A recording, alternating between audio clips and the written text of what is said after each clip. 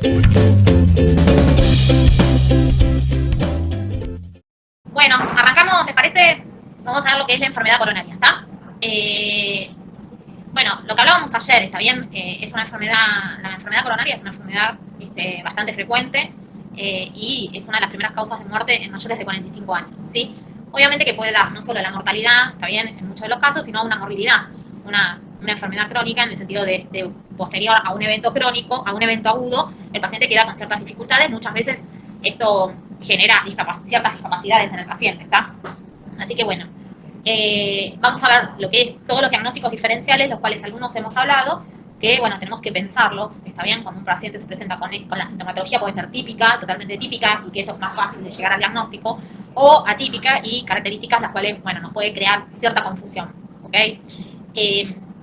Y bueno, las consecuencias psicosociales son muy importantes que las tengamos en cuenta porque, bueno, este tipo de pacientes que sufren eventos coronarios, posteriormente tienen, como hablábamos, ciertas limitaciones al nivel social, al nivel laboral, al nivel de insertarse nuevamente con sus actividades, donde tienen que bajar, por un lado, la exigencia de las cosas que hacen, si es a nivel físico o a nivel de estrés, y tienen que mejorar toda una conducta y hábitos y diferentes situaciones, las cuales es toda una movilización y consecuencias a partir de esto.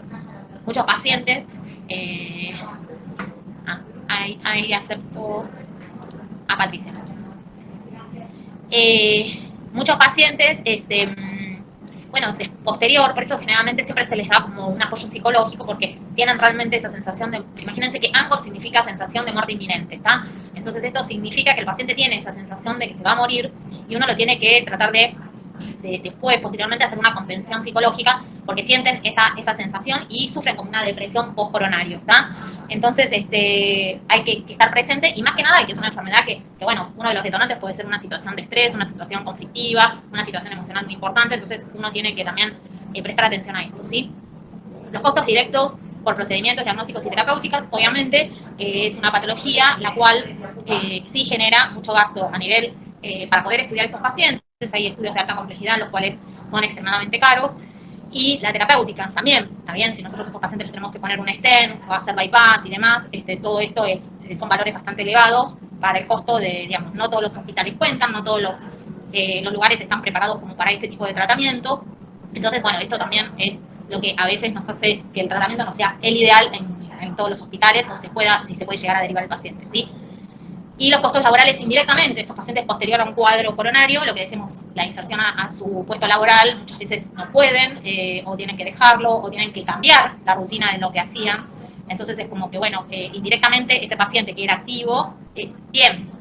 Bueno, y los costos laborales, obviamente que estamos hablando de que generalmente estos pacientes que sufren este tipo de patologías coronarias son pacientes jóvenes, activos, por lo menos activos, está bien, laboralmente, entonces esto genera indirectamente un costo laboral importante. Hay muchos pacientes que se terminan jubilando por esta situación, ¿está bien? Porque están invalidizados por el riesgo que corren, ¿sí? Bien, la forma que podemos llegar a descubrir es una isquemia silente, ¿está bien? Ese paciente que tiene un dolor como muy, no demasiado llamativo y que, bueno, se manifiesta de esta manera, o un infarto asintomático, el paciente que capaz que viene a la consulta y le vemos un infarto viejo y nunca consultó en el momento agudo, ¿ok? Que pasó asintomáticamente. Esto en los diabéticos muchas veces puede pasar, por eso hay que tener mucha atención a esto. Un ANCOR crónico estable, ese dolor precordial que el paciente siempre lo tiene de la misma manera, las mismas características, que es estable, se transforma en inestable cuando el paciente comienza a tener cambios en este tipo de dolor. La angina vasoespástica, ¿está bien? Que se corresponde al vasoespasmo, que no es que va a haber tapado la arteria, sino que va a haber un vasoespasmo que genera esto, el síndrome X, que es por la microvasculatura, y la miocardiopatía isquémica, ¿está bien? Estos pacientes que tienen alguna alteración cardiovascular que, bueno, lleva a la isquemia, ¿sí? Bien. ¿Me pasé una? No. Bien. Entonces, ¿qué preguntas vamos a hacer claves? ¿Está bien? Si el paciente ya tuvo antecedentes de alguna cardiopatía isquémica, ¿está bien? Todos los factores de riesgo que tenga, lo valoramos. Si tiene alto riesgo o bajo riesgo con respecto a todo lo que decíamos anteriormente. Si el paciente tiene hiperlipidemia, si el paciente tiene el ácido úrico elevado, si el paciente es diabético, sobre todo. La diabetes es una enfermedad que va dañando demasiado las arterias, entonces todo lo que es vascular, y entonces esto deteriora mucho más el paciente, ¿está bien? Un paciente si tiene antecedentes renal, si tiene antecedentes de hipertensión de larga data, que esto hace que su corazón obviamente tenga las ciertas características, como hablábamos, de que, bueno, el corazón en un principio frente a un cuadro de hipertensión tiene que hacer una mayor fuerza para poder eyectar la sangre, y esa mayor fuerza, en principio, como cualquier músculo, lo hipertrofia y después llega un momento que con un globo se dilata tanto que se termina dilatando. ¿Bien? Entonces, tener que ver todos estos antecedentes. El antecedente de, antecedentes de tabaco, está bien, sabemos que el tabaco es un hábito extremadamente nocivo para todo lo vascular, ¿sí? Bien. El tratamiento médico es completo, sí, con esto es suficiente con el tratamiento médico, o hay que hacer una revascularización, y si hay que hacer una angioplastía o si hay que hacer una cirugía de bypass. ¿Bien? Estas son todas las cosas que nosotros tenemos que preguntar en este tipo de pacientes donde ya tiene un antecedente, ¿sí? Bien, interrogatorios. Ver bien todas las características de los síntomas del paciente, ¿está bien? ¿Qué síntomas tiene? ¿Cuándo aparece? ¿Cómo pasa? Todas las características que nos puedan dar datos de cómo es la situación del paciente. ¿Está bien? Si ese paciente camina media cuadra y ya está, si tiene dolor al vestir, si tiene dolor en reposo, ¿está bien? Y averiguar todas las características previas de qué trabaja, qué hace, ¿está bien? Y bien el interrogatorio del momento del dolor, ¿está? Bien. Ver todo este perfil de riesgo, que, ¿cómo lo pedimos? ¿Vieron? Los que ya vinieron viendo consultorios, siempre, bueno, pedimos un hemograma, una glucemia, una urea, una creatinina. Estas son cosas que básicamente las pedimos en un control, en un chequeo normal en cualquier paciente, ¿sí? Un hepatograma, un LDL, una LDL, HDL. El colesterol total generalmente está dentro del hepatograma. Si en el caso del laboratorio donde ustedes lo pidan, no, lo piden aparte. Los triglicéridos, ¿está bien? El ácido úrico. Esto no nos puede faltar en un laboratorio para ver los factores de riesgo de este paciente, ¿sí? Y las pruebas funcionales, bueno, ver si el paciente cursa con obesidad, ver si la obesidad, acuérdense que la obesidad más peligrosa o la que más trastornos va a traer es la abdominal, ¿está bien? No la ginecoide, la que tiene el cuerpo de la mujer, o el cuerpo ginecoide, que es más en la cola y en la silla de montar. Esa no es tan nociva como sí la de la circunferencia abdominal, ¿sí? Y hacer pruebas funcionales como, presentarlos al paciente con un ecoestrés, con una ergometría, donde nosotros vamos a poder evaluar si este paciente durante la actividad física cursa con niveles altos de presión, si cursa con alguna arritmia, si cursa con algún trastorno en el ST, ¿está bien? Entonces esto nos va a estar hablando si el paciente está frente a un daño coronario o no, ¿está? Entonces esto es sumamente importante porque sabemos a qué lo podemos exponer o no al paciente. ¿El paciente que es médico viene por control? No, generalmente puede de que venga para un control y que vos escucharan lo que preguntó Solana, ¿no?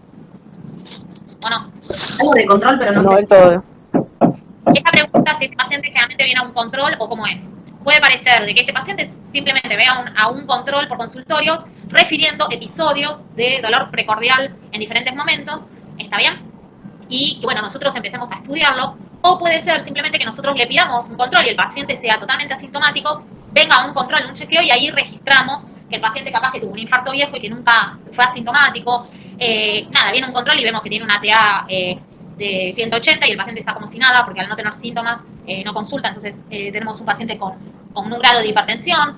Y bueno, cuando pedimos todos los estudios, ahí encontramos todo el daño, la hipertrofia que encontremos, y ahí comenzamos a estudiar. Pero muchas veces pasa de que el paciente refiere como dolores así en diferentes momentos, en diferentes actividades, que capaz que en el momento, muchas veces pasa por obligaciones, responsabilidades laborales, familiares, lo que fuera, y muchas veces pasa por miedo, que el paciente en el momento se toma algo y sigue. ¿Está bien? Y si eso no es demasiado, no lo compromete demasiado, como que sigue y pasa de alto, ¿sí? Bien. ¿Vamos bien hasta ahí? Sí. Sí. Bien. Dentro del dolor, de la clasificación del dolor precordial que estamos hablando, ¿está bien? Tenemos como típico, atípico, pero que puede ser probable, o precordial no cardíaco o no atípico. Esto también es importante porque podemos ir como definiendo el paciente para dónde lo ubicamos si consideramos que es muy definido.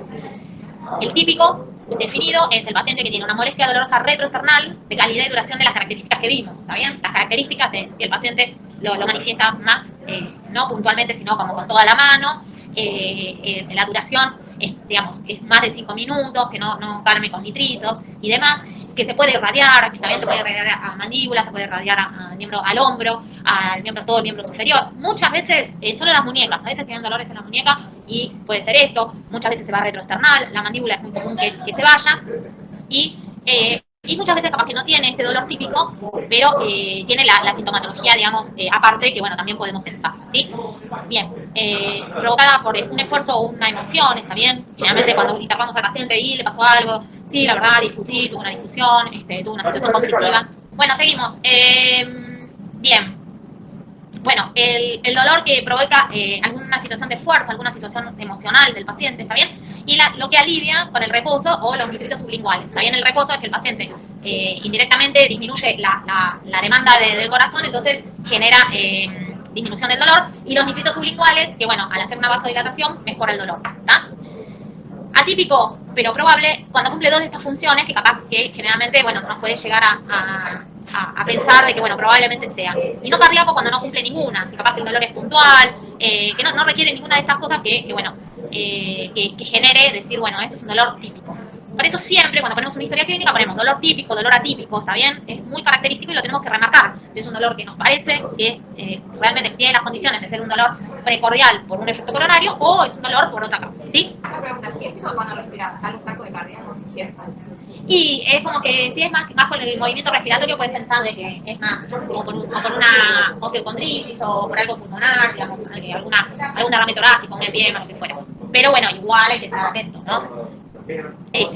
Sí, porque muchas veces no es tan típico y termina siendo algo, ¿viste? Entonces hay que prestar bien atención, digamos, de última no lo descartamos del todo y lo vemos, son los diagnósticos diferenciales, ¿sí? Bien, la clasificación funcional, una angina con un esfuerzo extenuante, está bien, rápido y prolongado, el paciente después de hacer una actividad física muy extenuante. Clase funcional 2, al subir más de un piso por escaleras, o al subir pendientes, o postprandial, cuando la demanda de oxígeno es más en el tubo digestivo, entonces puede generar una hipoxia en el corazón, una disminución del flujo del corazón. Con el frío, ¿está bien? Por esta vasoconstricción y bueno, el frío, por el efecto vasoconstrictor puede generar esta digamos, obstrucción, que no es por una placa, sino por la vasoconstricción de las coronarias. Cuando se va en contra del viento, bajo una situación de estrés y emocional importante o matinal, está bien, bajo situaciones donde bueno, puede el paciente generar una frecuencia cardíaca aumentada y esto generar un gasto adrenérgico superior, ¿sí? Una clase funcional 3, que va a tener una angina al caminar, no más de 2 cuadras, normalmente a un ritmo habitual, o subir un piso de escaleras, ¿tá? Y el 4 ya es una angina de reposo. Y acá es importante todo esto que vamos preguntando porque nos va a dar el punto donde el paciente, si ya hace una angina de reposo, es porque ya estamos complicados, ¿sí? Bien. Como diagnósticos diferenciales, lo que decía Solana, ¿no? Tenemos un cardiovascular, tenemos que ver si es coronario, porque tiene una placa de ateroma, ¿está bien? Porque una placa de ateroma se obstruyó y bueno, obstruyó la coronaria y hizo el infarto. Si es por vasoespasmo, lo que decíamos hace un rato, que en estos pacientes cuando hagamos una cine coronario seguramente van a estar normales los gases, lo que pasa es que en ese momento hizo un vasoespasmo, hizo una vasoconstricción y generó el hipoflujo del corazón. Una hipertrofia en el pericardio, a ver si hay una pericarditis constrictiva, si hay algo que lo está comprimiendo el corazón y no puede eyectar bien. Si hay alguna estenosis importante aórtica, que la estenosis, cuanto más se va achicando el lugar de la eyección, el orificio, va a poder generar o AIT o disminución del flujo, entonces alguna cosa coronaria, ¿sí? Bien. Respiratorio. Cuando hay respiratorio, seguimos. Respiratorio, como recién decía Solana, capaz que un paciente con una pleuritis, una inflamación de la pleura, una neumonía, ¿está bien? Una neumotórax, un TEP, ¿está bien? Todas estas causas que nos pueden dar un dolor torácico, que el paciente viene con un dolor torácico y tenemos que hacer el diagnóstico diferencial. Obviamente que, como recién hablábamos, no hay que subestimar lo cardiológico, pero bueno, si vemos que tiene un derrame pleural, obviamente que capaz que el dolor viene de ahí, ¿está bien? Pero en un principio tenemos que hacer este diagnóstico diferencial. Lo vamos a evaluar al paciente y una vez que lo evaluemos y hagamos los estudios, veremos de qué nos dirigimos para el otro sector, ¿está bien? Es más respiratorio. Una situación psíquico-emocional, ¿está bien? Un trastorno de ansiedad, un ataque de pánico, esa hiperventilación que hace el paciente cuando tiene un ataque de pánico, ¿está bien? Todo esto lo tenemos que valorar. No podemos subestimar este tipo de pacientes, pero sí tenerlo en cuenta, ¿sí?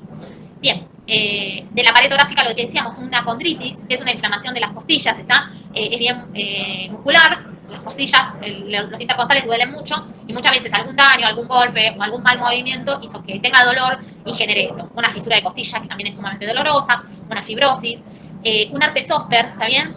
Los herpes zóster lo que tienen es que empiezan como más solapadamente, el paciente empieza como 2 o 3 días, me duele, me arde, Bueno, seguimos, chiquis, perdón. Bueno, creo que me quedé en herpes, ¿no? Sí, sí. El herpes lo que tiene es que empieza todo como una sintomatología muy banal, que el paciente se queja, que le duele y demás, y hasta que aparece es como que es un cuadro medio confusional, porque no sabemos, no le vemos nada, entonces empieza la neuralgia del herpes, y cuando aparecen las vesículas es a los 2 o 3 días, ¿está? Bien, después tenemos una artrosis cervical, está bien que nos puede llegar a dar esto también, o una artrosis dorsal, está bien, una dorsalgia, un dolor torácico por la simple dorsalgia, una neuritis intercostal, está bien, que nos puede llegar a dar también un dolor muy, muy característico y que bueno, lo tenemos, o una contractura, una simple contractura, un dolor muscular. Digamos, esto es, de la pared torácica es todo lo que tenemos que hacer el diagnóstico diferencial, ¿sí? Y como gastrointestinal, las esofagitis, ¿está bien? El espasmo esofágico es muy, muy parecido al dolor precordial, al dolor cardíaco, ¿está bien? Ese dolor así intenso que genera el esófago. Imagínense que el esófago atraviesa todo lo que es el tórax, entonces puede generar esto, ¿sí? Reflujo gastroesofágico, la hernia hiatal, una úlcera péptica también nos puede llegar a dar esto, ¿está bien? El diagnóstico diferencial, una gastritis, porque el paciente puede generar una epigastralgia, puede venir por una epigastralgia y es un infarto de cara inferior, ¿está bien? Un cólico biliar, que se puede llegar a confundir, junto con una colicistitis, una pancreatitis, que da ese dolor en epigastrio, da los vómitos, las náuseas, ¿está bien? Y todo esto se puede confundir, como decíamos ayer, con un cuadro gástrico y es un cuadro cardíaco, ¿sí? Y meteorismo, todo un cuadro de distensión abdominal, lo cual muchas veces distiende todo el estómago y genera un dolor torácico, ¿sí? ¿Bien? ¿Vamos bien hasta ahí? Sí, doctora. Bien, tenemos el síndrome X coronario, que es por una angina microvascular, ¿está bien? Es un dolor precordial típico, ¿está bien? Anginoso, que tenemos una isquemia miocárdica demostrable a las pruebas funcionales, ¿está bien? A la ergometría, a la perfusión, el ecoestrés, pero en las arterias, cuando hacemos la hemodinamia, este paciente tiene las arterias normales, ¿sí? Es a nivel microvascular, ¿está bien?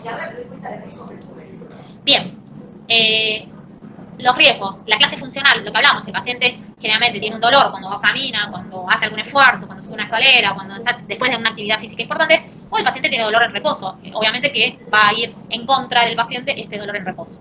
La función ventricular, si el paciente cursa con falla de bomba o no, si este paciente, digamos, el daño que tiene en el corazón le imposibilita poder tener una buena función de bomba, ¿está bien?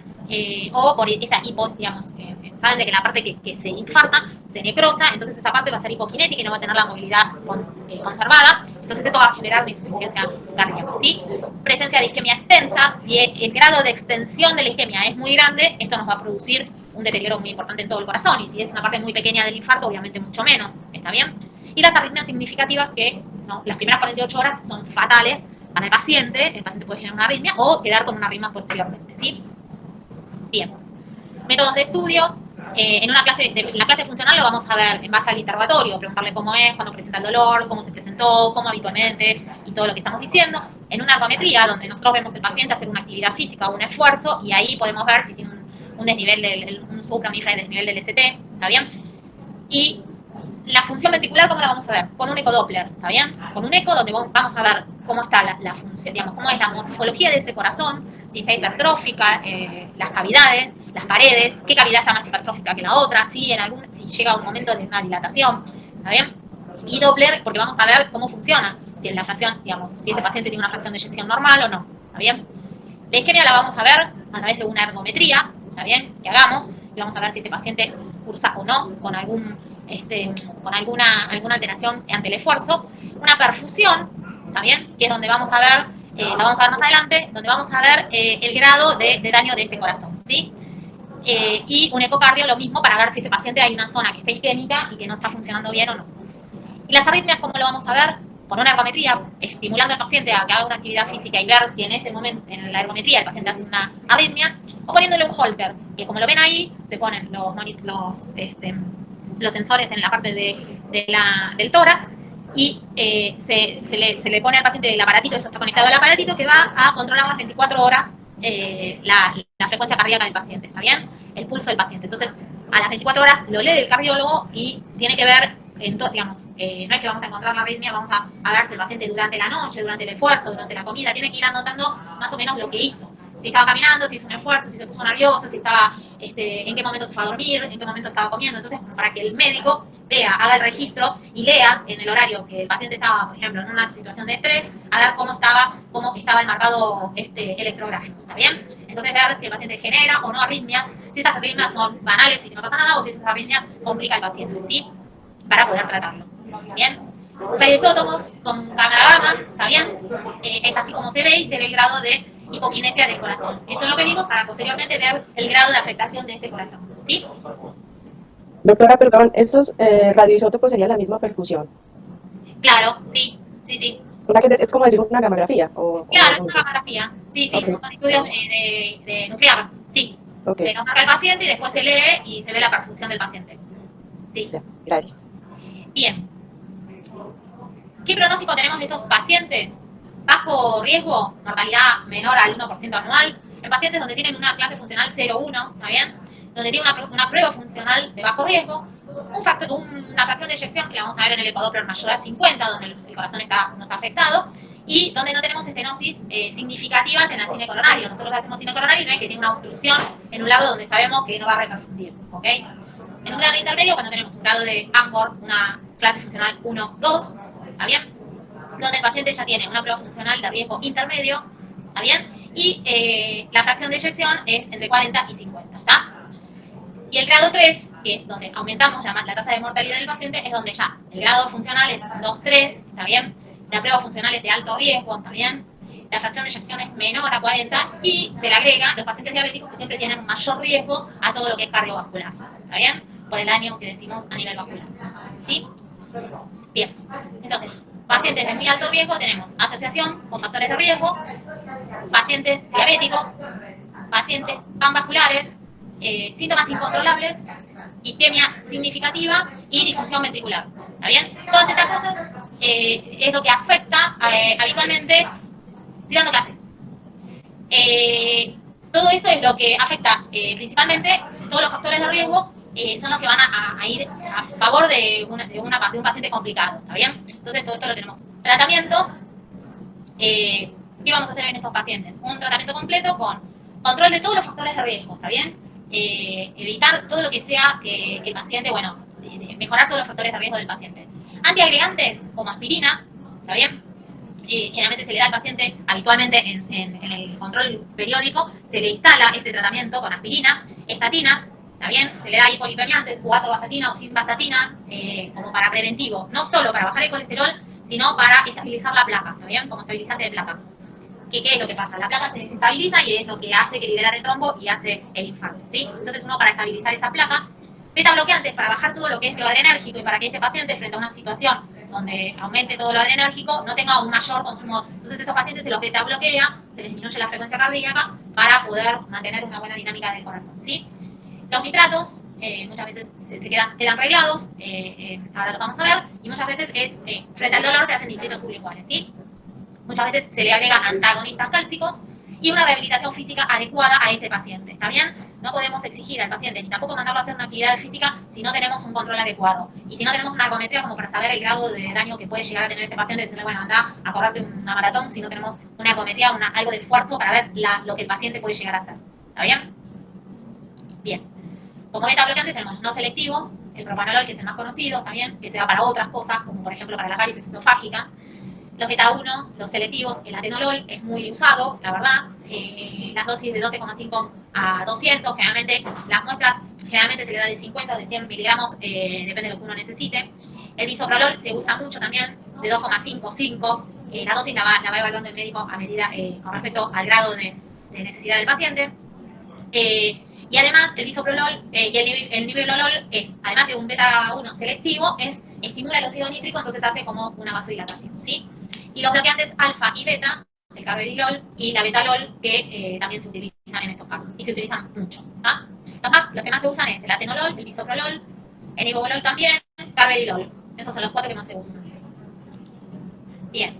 Con respecto a los nitratos, ¿no? Vamos a usar el dinitrato de isosorbide, que es sublingual, está bien, o la nitroglicerina, que la nitroglicerina en realidad en el momento agudo se disuelve. Bueno, ya está. O la nitroglicerina también sublingual. Y los orales, lo que se mantiene como para que es oral, que el paciente lo toma, o el dinitrato de isosorbide, o el mononitrato de isosorbide, que es el Medocor, que eso es como arreglado, que el paciente lo toma todo el tiempo. Y el sublingual es en un momento de emergencia frente al dolor agudo, ¿está bien? Después están los transdérmicos con nitroglicerina, que se absorbe por la piel, se pone en diferentes lugares y va manteniendo un nivel continuo. Y el intravenoso, que lo que usamos, la nitroglicerina intravenosa, que lo usamos en el momento agudo con el paciente, que generalmente diluimos una ampolla de nitroglicerina de NTG, 250 de destroza, y ahí lo vamos pasando levemente hasta que el paciente calma el dolor, ¿está bien? Y tenemos que ir viendo si el paciente está hipertenso o no, porque no lo podemos hipotensar demasiado porque también es contraproducente. Tenemos que ir viendo, de ir bajando esto de a poquito, y es algo muy que tenemos que estar al lado del paciente cuando hacemos esto, ¿sí? Porque es una maniobra que si se abre el microgoteo, se hace, si se llega a abrir y pasa toda la nitroglicerina, llevamos al paciente a una hipotensión y un shock, ¿está bien? Entonces es sumamente... En urgencia mejor intravenoso que sublingual. Sí, generalmente le haces un nitrito sublingual, si ya con eso va ganando el dolor, y si no, la NPG. Sí. Bien, como antagonistas tóxicos tenemos el verapamilo y el diltiazem, se usan ambos. Los periféricos, el que más se usa es la amlodipina, es como el loteal de la presión. Bueno, la amlodipina es caballito de batalla, ¿está bien? Los centrales son un poco más caros que capaz que la amlodipina y demás. Uno también tiene que ver eso en cuanto al tratamiento, ¿sí? ¿Van bien, chiquis? Ya terminamos. ¿Sí?